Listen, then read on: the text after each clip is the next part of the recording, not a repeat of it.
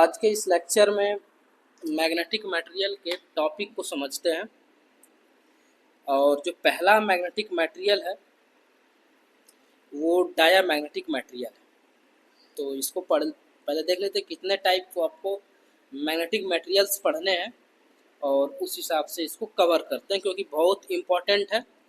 Magnetic material इसलिए important है कि ये समझ लीजिए कि आप मशीन पढ़ रहे हैं और मैग्नेटिक मटेरियल का यूजेज आप नहीं जानते हैं तो ये बहुत ही लॉसेस है। और आपके लिए जो है कि मशीन की डिजाइन करना एक तरीके से ये कह लीजिए कि काफ़ी प्रॉब्लम क्रिएट हो सकती है। तो मैग्नेटिक मटेरियल को बहुत अच्छे से पढ़ना है। तो पहला जो होता है इसमें, पहला डायामैग्नेटिक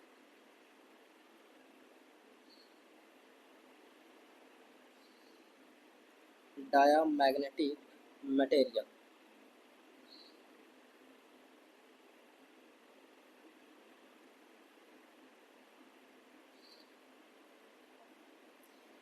ये क्लास 12th वालों के लिए भी इम्पोर्टेंट होता है और ऐसे भी इम्पोर्टेंट है। ये बहुत ही वेरी इम्पोर्टेंट है, इसको अच्छे से समझिए। इसमें पहली जो कंडीशन होता है कि पहला, ठीक है, फर्स्ट पॉइंट इसके बारे में समझिए। No dipole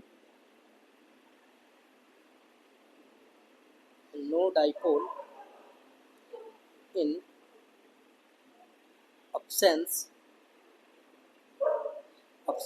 of magnetic field, absence of magnetic field। Dipole means क्या होता है?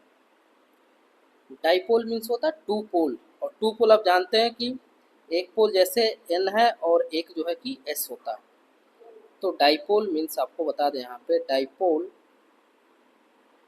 डाइपोल मीन्स होता है टू पोल।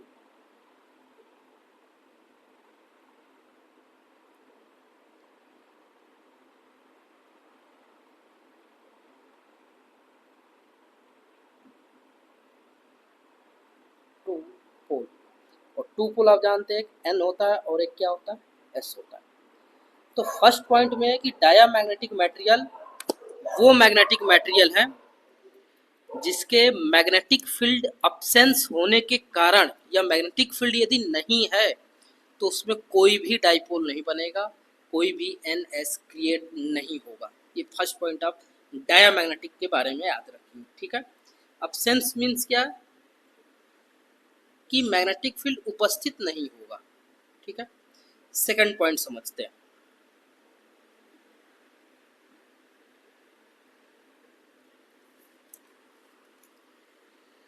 कि यदि डायामैग्नेटिक मटेरियल में कोई मैग्नेटिक फील्ड नहीं है, ठीक है, तो आप ये समझ गए कि कोई मैग्नेटिज्म नहीं होगा, उसमें कोई भी नहीं होगा। तो इसी को एक ऐसे करके नोट्स आप बनाते जाइएगा। हम लिख दे रहे हैं यहाँ पे, in diamagnetic material,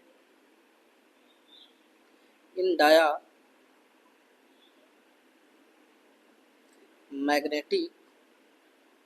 material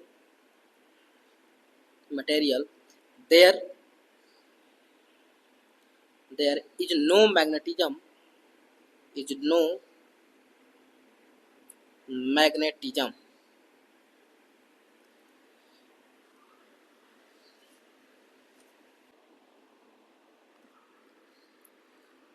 in absence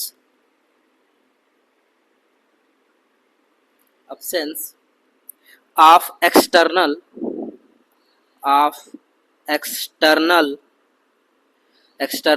magnetic field,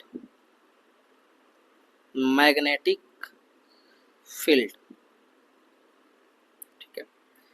तो इसको ये ध्यान समझिए कि यदि डायामैग्नेटिक मटेरियल होगा तो यदि कोई आप एक्सटर्नल मैग्नेटिक फील्ड अप्लाई नहीं करते हैं, ठीक है, अब्सेंस की कंडीशन में है, कोई भी एक्सटर्नल मैग्नेटिक फील्ड आप अप्लाई नहीं करते हैं तो उसमें कोई भी मैग्नेटिज्म नहीं होगा, ठीक है, नो मैग्नेटिज्म होगा। जब तक एक्सटर्नल यदि मैग्नेटिक फील्ड अप्लाई नहीं होगा तो उसमें कोई भी डाइपोल नहीं बनेगा, या कह लीजिए यदि डाइपोल नहीं है तो उसमें कोई मैग्नेटिज्म की गुण नहीं होगा, ठीक है, प्रॉपर्टीज नहीं पाई जाएगी। नेक्स्ट पॉइंट समझिए, नेक्स्ट पॉइंट इंपॉर्टेंट है काफ़ी। व्हेन मैग्नेटिक फील्ड या कह लीजिए external magnetic field, external magnetic field, external magnetic field is applied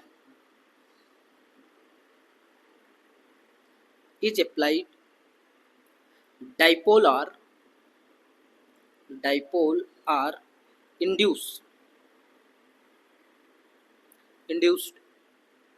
and they orient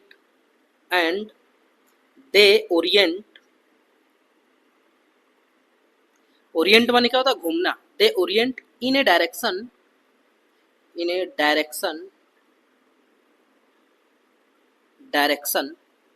opposite to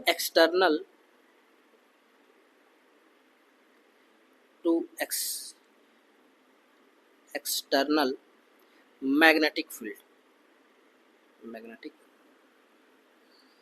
इसको ध्यान समझिए। यदि डायामैग्नेटिक मटेरियल में यदि एक्सटर्नल मैग्नेटिक फील्ड अप्लाई कर दिया जाए तो क्या होगा, डाइपोल क्रिएट हो जाएगा। पहली कंडीशन, डाइपोल उसमें बनेंगे। डाइपोल मीन्स दो पोल बनना स्टार्ट हो जाएगा और उनका जो ओरिएंटेशन होगा, जो डायरेक्शन होगा ओरिएंटेशन का, कौन, जो डाइपोल बना हुआ है, जो डायामैग्नेटिक मटेरियल है उसमें जो ओरिएंटेशन होगा उसका डायरेक्शन होगा अपोजिट डायरेक्शन में होगा जो एक्सटर्नल फोर्स आपने अप्लाई कर रखा है, एक्सटर्नल मैग्नेटिक फोर्स आपने अप्लाई कर रखा है। अब इसको अच्छे से समझिए आप ग्राफ से, ठीक है। ये मान लीजिए कि यदि मैग्नेटिक मटेरियल, ठीक है, पहली कंडीशन की जिस समय कोई भी आप यदि एक्सटर्नल मैग्नेटिक फोर्स आप अप्लाई नहीं कर रखे हैं तो कोई इसमें मैग्नेटिज्म नहीं होगा, कोई डाइपोल नहीं होगा, सिंपल ऐसा मैग्नेटिक मटेरियल पड़ा रहेगा। जैसे ही कोई एक्सटर्नल मैग्नेटिक फील्ड आप अप्लाई करते हैं, इसको मानते हैं कि हमने मैग्नेटिक फील्ड जो अप्लाई किया उसका डायरेक्शन इधर से इधर, यानी कि इधर क्या है, इधर आपका डायरेक्शन एन से, जैसे अंदर की तरफ यदि बात करें तो आप जानते हैं एस से एन की तरफ, तो इधर एस, इधर क्या एन। यदि डायरेक्शन के लिए सिंपल ऐसे इधर है, इस डायरेक्शन में, इस एच क्या है, एच मैग्नेटिक फील्ड स्ट्रेंथ है, ठीक है। तो हम एच को यहाँ लिख सकते हैं कि जो एच है वो अप्लाई मैग्नेटिक फील्ड है, मैग्नेटिक फील्ड है जो हमने अप्लाई किया है। और एक डायरेक्शन ऐसे बनेगा क्योंकि हमने जब इधर अप्लाई किया है तो इसका मतलब कि जो इंटरनल इसका मैग्नेटिक फील्ड जो स्ट्रेंथ होगा HINT, ठीक है। और इसको हम लिख दे रहे हैं कि जो ये है, ये इसको बोलेंगे internal magnetic field, internal magnetic field, ठीक है। और ये एक्सटर्नल है, जो अप्लाई मैग्नेटिक फील्ड है ये क्या है, एक्सटर्नल है। अब इसमें डाइपोल बनेंगे क्योंकि हमने एक्सटर्नल मैग्नेटिक फील्ड जो लगा रखा है, तो ये डाइपोल हो गया ऐसे, ये ऐसे, ये ऐसे, ये, और NS इसमें दिखा दे रहे हैं।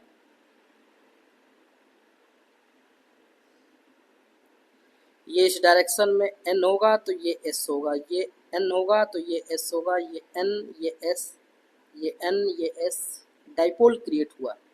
ये N होगा तो ये S होगा, ये N होगा तो ये क्या होगा, S, ये N, ये S, ये N, ये S, ठीक है। वैसे भी आपको पहले से जानकारी है कि यदि मैग्नेटिक फील्ड के बारे में बात किया जाए तो आप ये जानते हैं कि यदि मैग्नेटिक फील्ड है ये, ठीक है, ऐसे ध्यान दीजिए, ये कोई मैग्नेटिक फील्ड है, मैग्नेटिक मटेरियल, ठीक है। ये पोल N है ऐसे और ये S है, ठीक है। तो इसमें आप जानते हैं कि जो मैग्नेटिक फ्लक्स होता है वो क्या होता है, N से ऐसे निकलता है एस में एंट्री करता है। एस डायरेक्शन इसका इधर है, इस डायरेक्शन में, इस डायरेक्शन, ठीक है। और जो अंदर होता है वो एस से निकलता है एन की तरफ जाता है, डायरेक्शन ये होता है इसका, ठीक है, अंदर। तो ये जो हमने एच इंटरनल लिखा है इसका डायरेक्शन इधर है, तो हमने अप्लाई का डायरेक्शन अपोजिट किया होगा। तो ये आपका मैग्नेटिक डायमैग्नेटिक है। एक इसमें टर्म आता है जो इम्पोर्टेंट है बहुत, इंटरनल, जैसे ये टर्म ये आता है कि जो भी कोई डाइपोल है, ठीक है, जैसे मान चलिए कि ये डाइपोल इसमें क्रिएट हुआ, हम जो मटेरियल यूज करें वो डायमैग्नेटिक मटेरियल है। दो कंडीशन होनी चाहिए। पहली कंडीशन ये होनी चाहिए कि या तो उसमें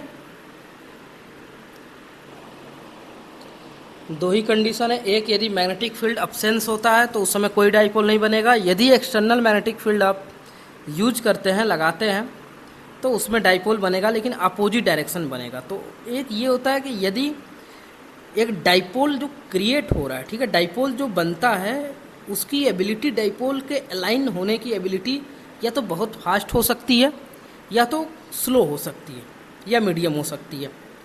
तो यदि ये कंडीशन है तो एक टर्मोलॉजी यूज किया जाता है कि कोई मटेरियल है उसका एक फैक्टर है कि मैग्नेटाइजेशन क्या है उसका। मैग्नेटाइजेशन ज़्यादा का मतलब क्या कि डाइपोल जो अलाइन हुए, पहले डाइपोल क्या रहेंगे, ए अलाइन रहे होंगे, ठीक है, अब अलाइन हो गए, एक रेखा में हो गए, सीधी रेखा में हो गए, एक दूसरे से अलाइन कर गए, तो वो कितनी तेज़ी से होते हैं वो टर्म यूज किया जाता है मैग्नेटाइजेशन से, ठीक है।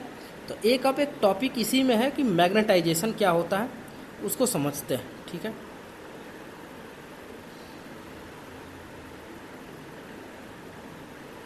Magnetisation,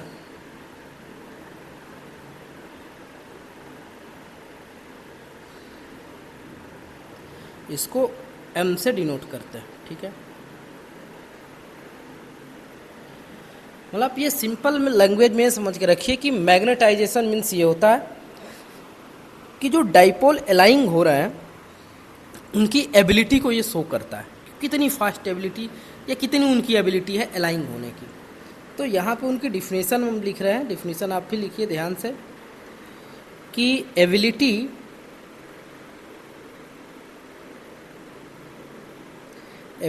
of dipole to align when magnetic field is applied,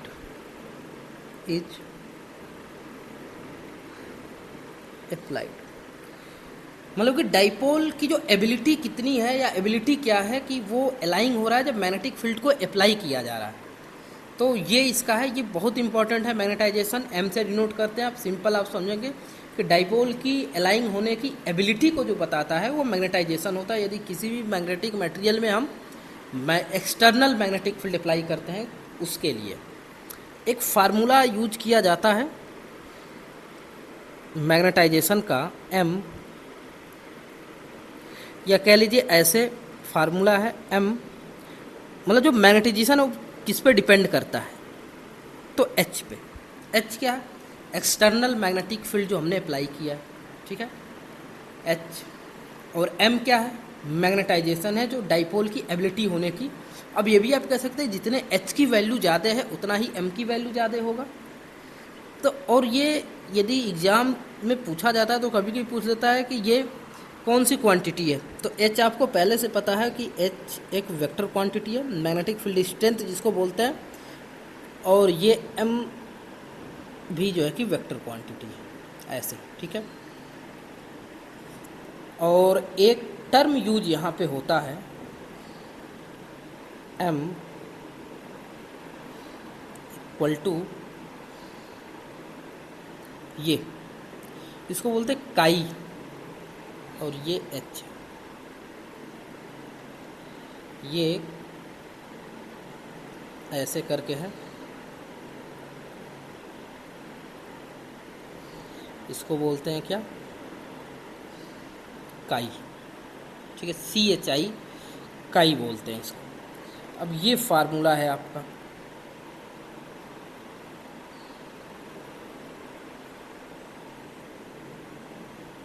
ये, ठीक है। अब इसमें एच क्या है,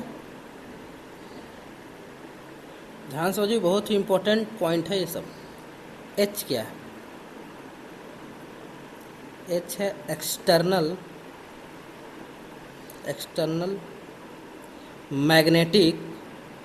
मैग्नेटिक फील्ड, ठीक है। और काई एम को क्या बोलते हैं, मैग्नेटिक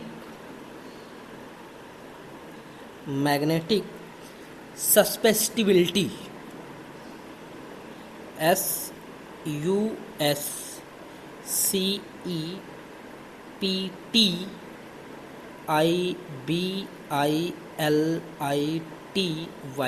ठीक है। ये सस्पेटिबिलिटी, ठीक है, या सस्पेसिबिलिटी, मैग्नेटिक सस्पेसिबिलिटी, ये काई एम से डिनोट करते हैं।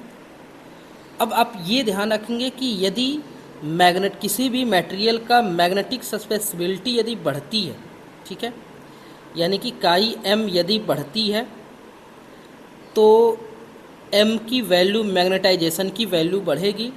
लेकिन ये कंडीशन कब के लिए है, ये कंडीशन किसके लिए है, ये कंडीशन तब है जब आपका एच क्या होगा, जो एक्सटर्नल एच हमने सेम अप्लाई कर रखा है तब के लिए, ठीक है। मतलब कि हमने दो मटेरियल यदि ले लिया है और उसमें एक्सटर्नल मैग्नेटिक फील्ड को हमने कांस्टेंट कर रखा है, तो जिसका काई एम ज़्यादा होगा, काई एम का मतलब कि मैग्नेटिक सस्पेसिबिलिटी जिसकी ज़्यादा होगी उसका मैग्नेटाइजेशन की प्रॉपर्टीज भी ज़्यादा होगी, ठीक है। अब एक जो टॉपिक है आपका मैग्नेटिक सस्पेसिबिलिटी, उसको थोड़ा समझते हैं, वो भी इम्पोर्टेंट है आपके एग्ज़ाम के लिए, ख़ास तौर से बीटेक में भी और जेईई के एग्ज़ाम में तो बहुत ही काफ़ी इम्पोर्टेंट रोल निभाता है, ठीक है। तो मैग्नेटिक सस्पेसिबिलिटी के बारे में ध्यान समझिए।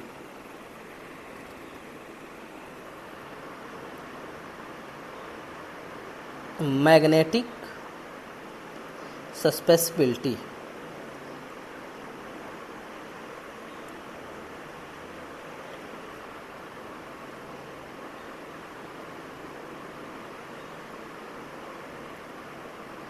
ये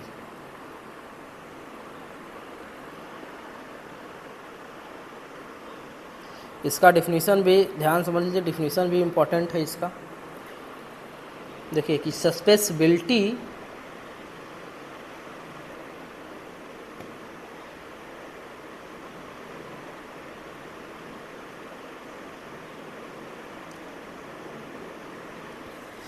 is measure of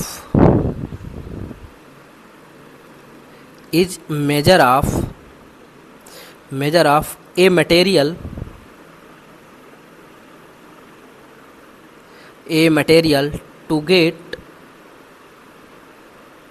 to get magnetized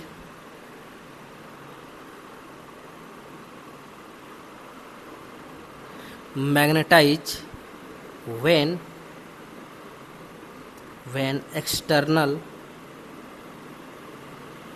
external magnetic field is applied, ठीक है।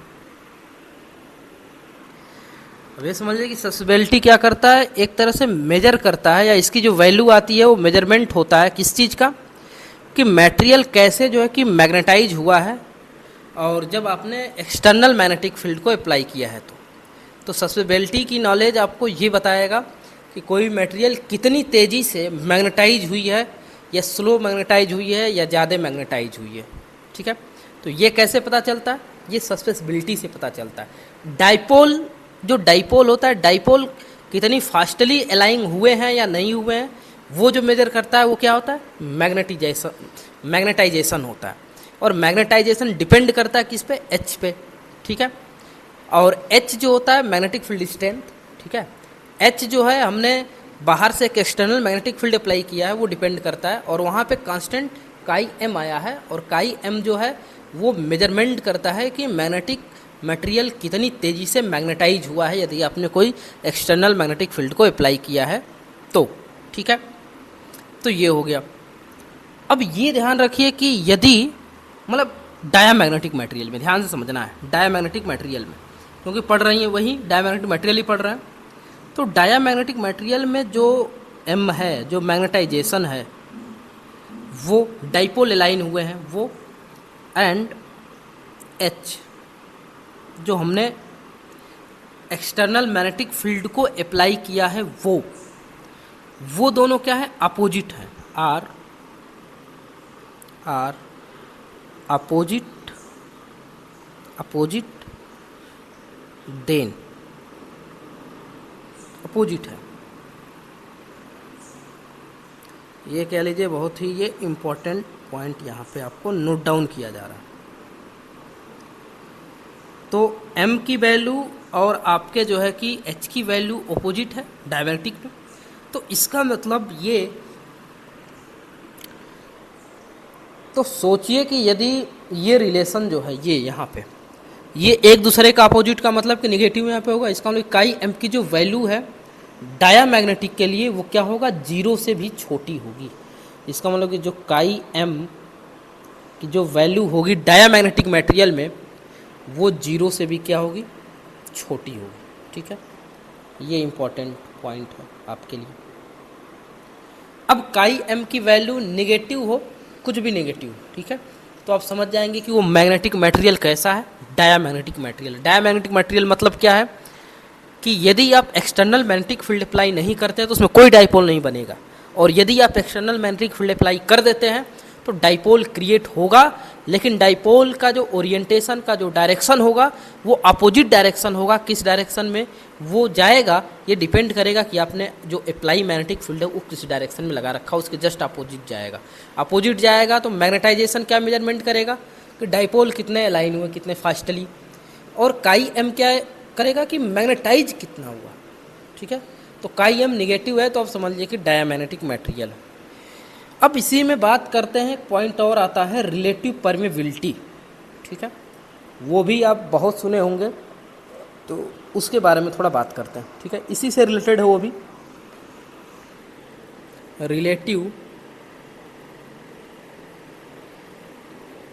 Relative permeability.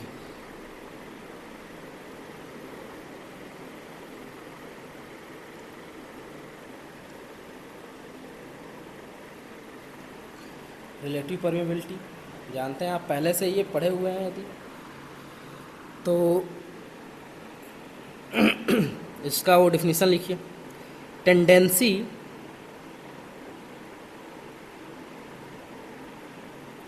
Tendency of material to allow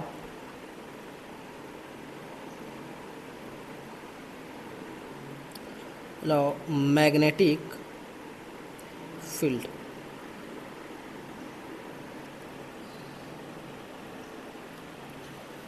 मतलब कि रिलेटिव परमेबिलिटी आप पहले से पढ़ते आ रहे हैं। रिलेटिव परमेबिलिटी ये होता है कि टेंडेंसी बताता है किसी भी मटेरियल का कि वो कितने मैग्नेटिक फील्ड को अपने अंदर से गुजरने दे सकता है, जिसको मैग्नेटिक फ्लक्स कह सकते हैं। ठीक है, तो एक कंडीशन ये है कि म्यू इक्वल टू क्या होता है, म्यू जीरो म्यू आर। अच्छा, म्यू जीरो क्या है, पहले से आप पढ़े हैं। म्यू जीरो होता है परमेबिलिटी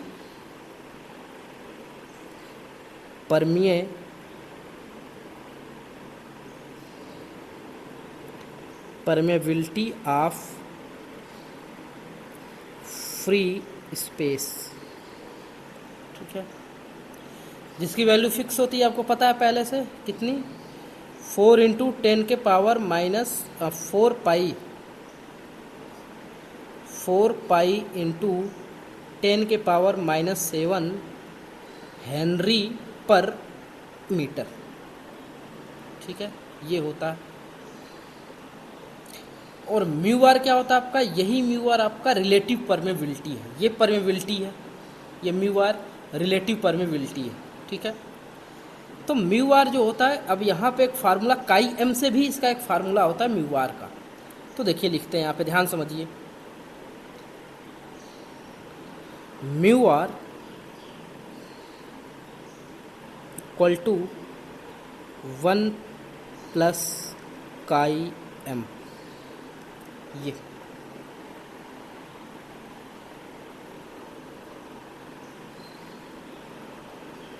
ये इम्पोर्टेंट फार्मूला है, काफ़ी इम्पोर्टेंट फार्मूला। काई एम क्या है? काई एम है मैग्नेटिक सस्पेंसिबिलिटी। क्या करता है? ये मेजर करता है कि यदि आप किसी भी मटेरियल में मैग्नेटिक फील्ड अप्लाई करते हैं तो वो मैग्नेटाइज कैसे होता है या कितनी फास्टली मैग्नेटाइज होता है, या मैग्नेटाइज को मेजर करता है काई एम की वैल्यू। काई एम की वैल्यू माइनस में हो गई तो डायमैग्नेटिक मटेरियल हो जाएगा। अब सोचिए ये ध्यान से कि काई एम की वैल्यू तो निगेटिव है, 0 से कम है, तो 0 से यदि कम है तो इस टोटल वैल्यू जो आएगी यहाँ से, ये वाली जो वैल्यू आएगी वो वैल्यू आएगी 1 से कम। ये डायमैग्नेटिक मटेरियल के लिए बात हो रही है। यदि हम पढ़ेंगे दूसरी मैग्नेटिक मटेरियल के बारे में तो वहाँ पे फार्मूला तो यही यूज करेंगे, mu r equal to 1 plus के काई एम। काई एम की वैल्यू वहाँ पे कुछ और होगी, तो वहाँ पे ये वैल्यू अब चेंज हो जाएगी। तो इसका मतलब कहने का कि जो डायमैग्नेटिक मटेरियल है, म्यू आर की वैल्यू उसमें क्या होगी, 1 से कम होगी। ये तो जो म्यू आर वैल्यू किसकी होती है?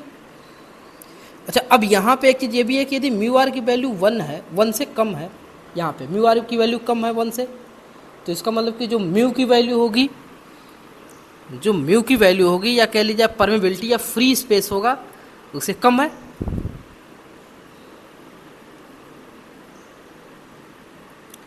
अब इम्पोर्टेंट पॉइंट ध्यान समझिए। आप ये पहले से जानते हैं कि यदि म्यू आर की वैल्यू 1 होती है तो वो एयर होता है। ठीक है, आपको पहले से पता है म्यू आर की वैल्यू यदि 1 है तो एयर है, फ्री स्पेस है। For air are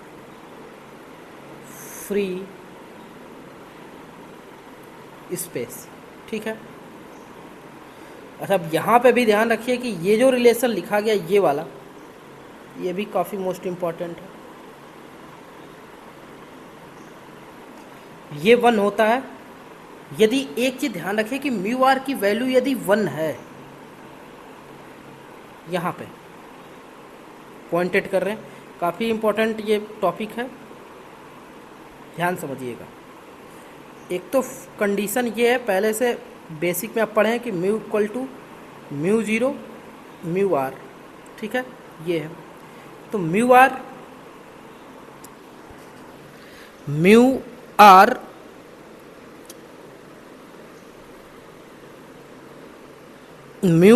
equal to mu by mu 0।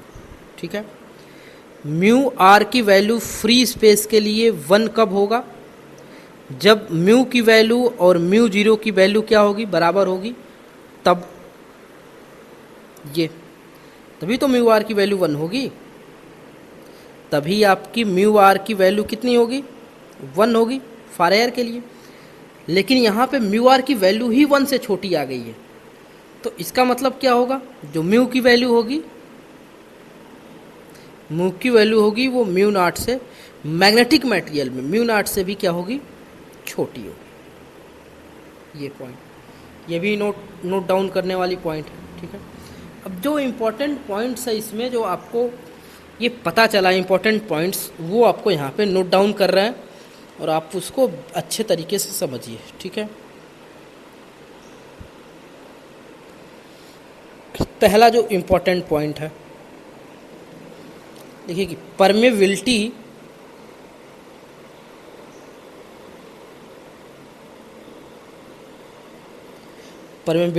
Of material is relate to ability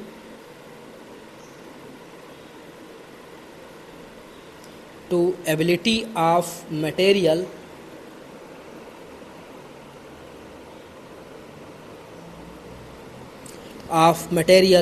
to allow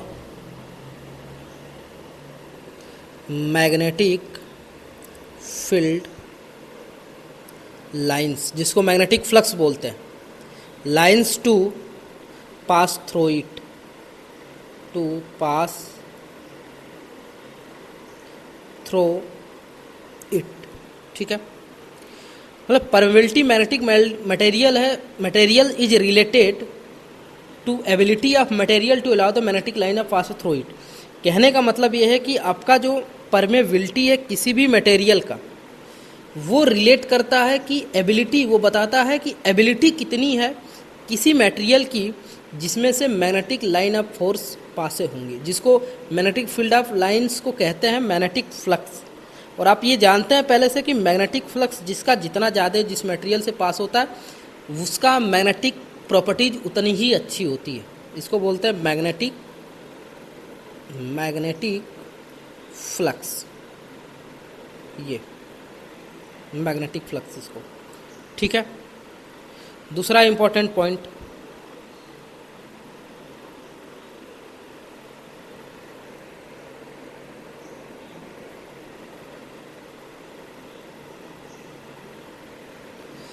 diamagnetic material,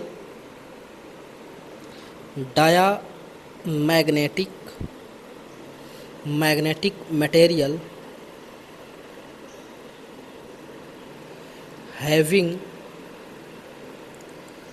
the value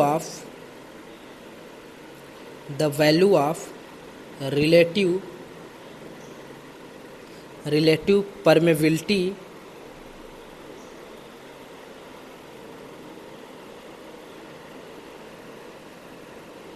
is less than 1, ठीक है। मतलब ये है कि जो डायमैग्नेटिक मटेरियल है उसका जो वैल्यू है रिलेटिव परमेबिलिटी की वो लेस देन 1 है, यानी कि 1 से क्या है, कम, ठीक है। और 1 से कम है तो इसका मतलब कि आपका एयर से भी कम है। तो अब इसी में थोड़ी और आगे बढ़ के बात करते हैं।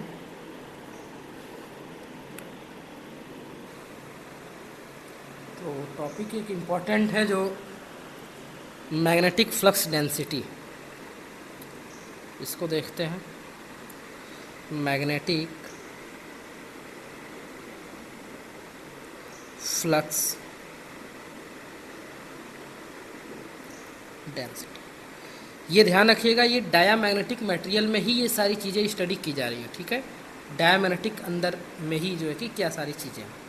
तो मैग्नेटिक फ्लक्स डेंसिटी जिसको बी से डिनोट करते हैं, ठीक है, बी से। तो आइए इसमें देखते हैं कि क्या होता है ये। इसका डिफिनीशन पहले ध्यान समझिए कि magnetic flux density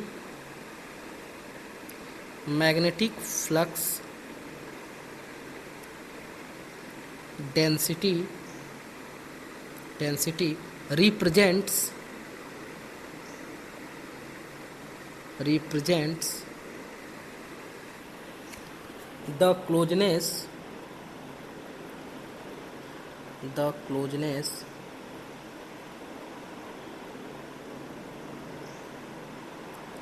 of magnetic field line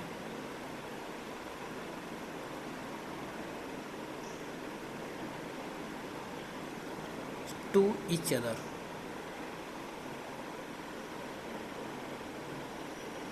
ठीक है। मतलब कि जो मैग्नेटिक फ्लक्स डेंसिटी, वैसे भी डेंसिटी आप पहले से जानते हैं कि जिसकी वैल्यू ज़्यादा है डेंसिटी की, उसमें पास होने की जो है कि होते हैं अणु या जो भी चीज़ डेंसिटी, अब जिस मैटर के बारे में डेंसिटी समझ रहे हैं, और यदि डेंसिटी जिसकी कम होती है वो दूर दूर होती है। तो मैग्नेटिक फ्लक्स डेंसिटी का मतलब कि डेंसिटी की वैल्यू यदि ज़्यादा है तो जो लाइंस है, जो मैग्नेटिक फील्ड लाइंस है वो पास होगी, और जो यदि जिसका मैग्नेटिक फ्लक्स डेंसिटी जिसकी कम है तो मैग्नेटिक फील्ड ऑफ लाइंस वो क्या होंगी, दूर दूर होंगी। तो हम जबकि डायामैग्नेटिक मटेरियल के बारे में पढ़ रहे हैं तो इसमें देखते हैं कि क्या होता है। तो फार्मूला पहले से जानते हैं कि फार्मूला जो होता है B इक्वल टू μ0 μr और आपका ये होता है H, ठीक है। यदि एयर के लिए बात करें, एयर के लिए तो क्या हो जाएगा, B equal to mu zero और ये आपका हो जाएगा H। और यदि म्यू जीरो और म्यू H, जो म्यू आर की वैल्यू है रिलेटिव परमेबिलिटी है, उसको क्या लिखा गया, 1। और यदि ये एयर के लिए, फॉर एयर, यदि एयर ना हो तो क्या आप लिखेंगे, मटेरियल है कोई, तो म्यू इक्वल टू, इसको एक टर्म में आप लिख सकते हैं म्यू इंटू क्या, एच।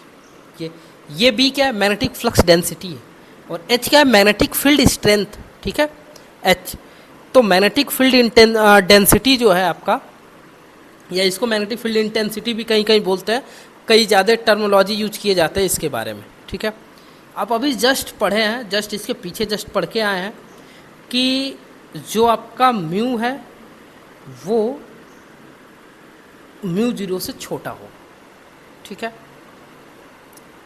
समझ गए ना। म्यू जो होगा म्यू जीरो से क्या होगा, छोटा होगा।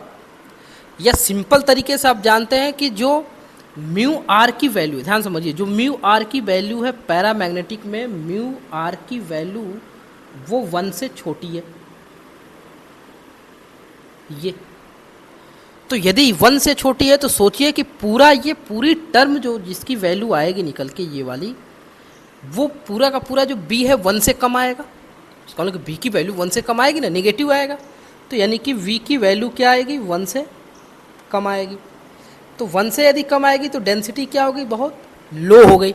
तो डेंसिटी लो हो गई यदि, तो यदि फिगर के माध्यम से आप समझने की कोशिश करेंगे तो आप ये कह सकते हैं कि ये यदि कोई मैग्नेटिक मटेरियल है, कौन सा, डायामैग्नेटिक मटेरियल, ठीक है, और इसमें मैग्नेटिक फ्लक्स ऑफ लाइन यदि जाएंगी ऐसे और ऐसे, ये मैग्नेटिक फ्लक्स ऑफ लाइन ऐसे गुजर रही है, ठीक है, तो ये यहाँ से फिर ऐसे हो जाएंगी, फिर ये यहाँ से फिर ऐसे होके दूर दूर होके निकलेंगी, बाकी एयर में जाते हुए फिर से जो है कि जैसे वो जा रही थी एयर में, फिर वैसे जो है कि ये, ठीक है, ये कंडीशन। इसका मतलब कि इसके हिसाब से हम एक पॉइंट ये यहाँ पे नोट डाउन कर सकते हैं कि in diamagnetic material, diamagnetic material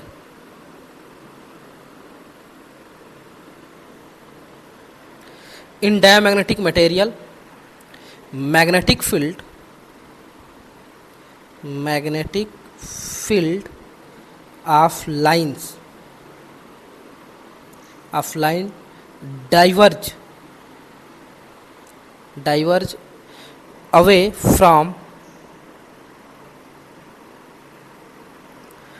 from each other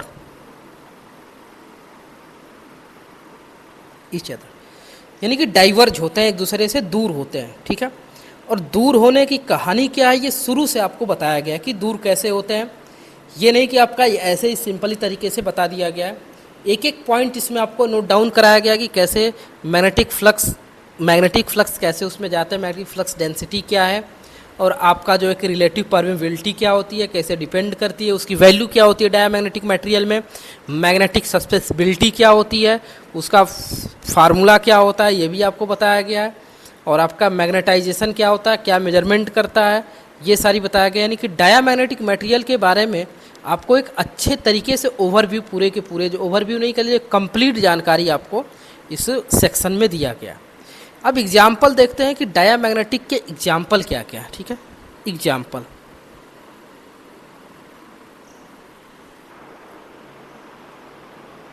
copper है, सिल्वर है, गोल्ड है, एयू, लीड है, सीसा जिसको पीवी बोलते हैं, जिंक है, जेडन, सल्फर है, हाइड्रोजन गैस है। लगभग पीरियाडिक टेबल में, ठीक है, लगभग पीरियाडिक टेबल में 33 एलिमेंट हैं, ठीक है, मतलब कह लीजिए कि पीरियोडिक टेबल की बात किया जाए, पीरियोडिक टेबल में लगभग 33 एलिमेंट जो हैं वो है डायामैग्नेटिक। ठीक है, डायामैग्नेटिक।